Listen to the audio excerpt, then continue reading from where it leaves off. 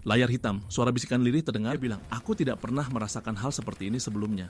Kata-katanya meluncur seperti sutra, hangat dan meyakinkan. Dia bilang, penuh masa depan kita akan indah. Sebuah janji yang dilukis dengan bintang-bintang di langit pikiranmu. Dia bilang, aku mencintaimu. 3 kata.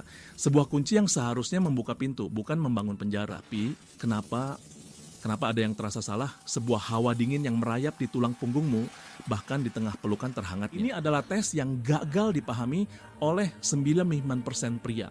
Dan ini adalah tes yang seringkali tidak disadari oleh wanita bahwa mereka sedang menjalaninya. Tes ini bukan tentang kecerdasan atau kekuatan. Ini tentang perbedaan antara kebenaran dan sebuah pertunjukan yang sempurna. Kau mulai mempertanyakan dirimu sendiri. Apakah aku terlalu sensitif? Apakah aku berlebihan? Suara kecil di dalam dirimu, intuisimu, berbisik bahwa ada sesuatu yang tidak beres. Tapi suaranya begitu keras, begitu meyakinkan. Dia telah melatihmu untuk tidak mempercayai telingamu sendiri. Untuk tidak mempercayai perasaanmu sendiri. Setiap kali kau ragu, dia akan membanjirimu dengan lebih banyak kata. Rentetan pujian, janji, dan logika yang memutarbalikkan. Ini bukan kebetulan.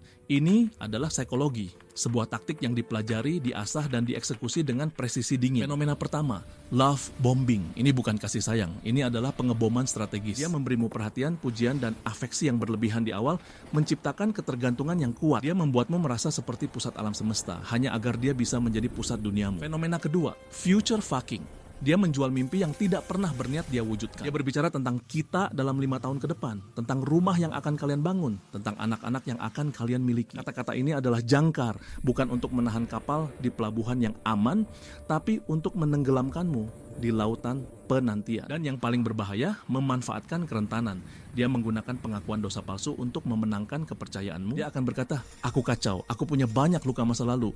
Ini bukan permintaan bantuan, ini adalah perisai. Perisai yang membuatnya kebal dari tanggung jawab. Bagaimana kau bisa marah pada seseorang yang sudah begitu hancur? Ini adalah jebakan empati. Dia mengubah rasa kasihanmu menjadi rantai. Mari kita lihat sebuah contoh. Sebut saja dia Elara dan prianya Silas. Silas adalah seorang penyair. Setiap permintaan maaf adalah soneta. Setiap janji adalah sebuah epik. Ketika dia lupa hari ulang tahun Elara, dia tidak hanya berkata maaf. Dia menulis 3 halaman surat, menyalahkan bintang-bintang, takdir yang kejam, dan jiwanya yang tersiksa karena membuatnya pelupa. Elara terpesona oleh keindahan penderitaannya, akan memaafkannya lagi dan lagi. Ketika Elara butuh bantuannya untuk pindah apartemen, Silas berjanji akan ada di sana. Tapi di hari H, dia menghilang. Ponselnya mati, tidak ada kabar. Dia muncul 2 hari kemudian dengan cerita tentang krisis eksistensial yang mendadak. Dia bilang dia harus pergi ke tepi laut sendirian untuk menemukan kembali dirinya. Kata-katanya begitu puitis, begitu meyakinkan, sehingga Elara merasa bersalah karena telah marah. Dia akhirnya menghiburnya, merawat lukanya yang imajiner. Pola ini berlanjut. Janji-janji besar diikuti oleh kegagalan yang spektakuler, lalu ditutup dengan permintaan maaf yang indah. Hingga suatu hari, sesuatu dalam diri Elara berubah. Kelelahan mengalahkan kekaguman. Silas berjanji akan membantunya secara finansial untuk sebuah kursus yang sangat dia inginkan. Aku akan urus semuanya cintaku, katanya. Ini adalah momennya. Tes. Elara menatap matanya, suaranya tenang tanpa emosi. Jangan katakan, tunjukkan padaku. Aku tidak butuh puisi, Silas. Aku butuh bukti transfer. Inilah tesnya. Permintaan akan tindakan nyata. Bukan kata, bukan janji, bukan drama. Sebuah permintaan yang membosankan dan bersifat transaksional. Seorang pria yang tulus akan berkata, tentu kapan kamu butuh.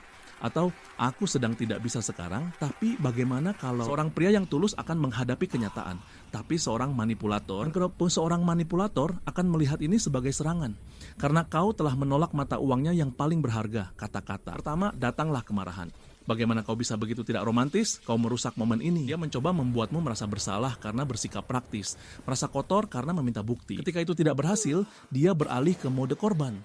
Aku tidak percaya, kau tidak mempercayaiku setelah semua yang kita lalui. Dia memutarbalikkan keadaan. Sekarang masalahnya bukan kebohongannya, tapi kurangnya kepercayaanmu. Onopam adapus am wiko sahigia gagal total dalam tes itu.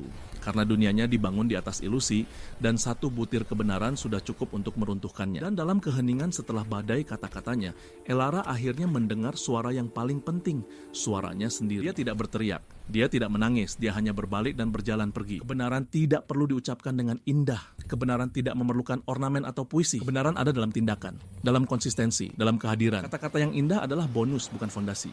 Jika fondasinya adalah pasir, istana semegah apapun akan runtuh. Jadi perhatikan, ketika kata-katanya terasa seperti sihir, tanyakan pada dirimu, apakah ini sihir yang menerangi atau yang mengikat? Sesungguhnya bukanlah untuknya. Tes itu untukmu. Apakah kau akan percaya pada pertunjukan panggungnya yang memukau, atau pada bisikan sunyi kebenaran di dalam jiwamu? Pilih dengan bijak.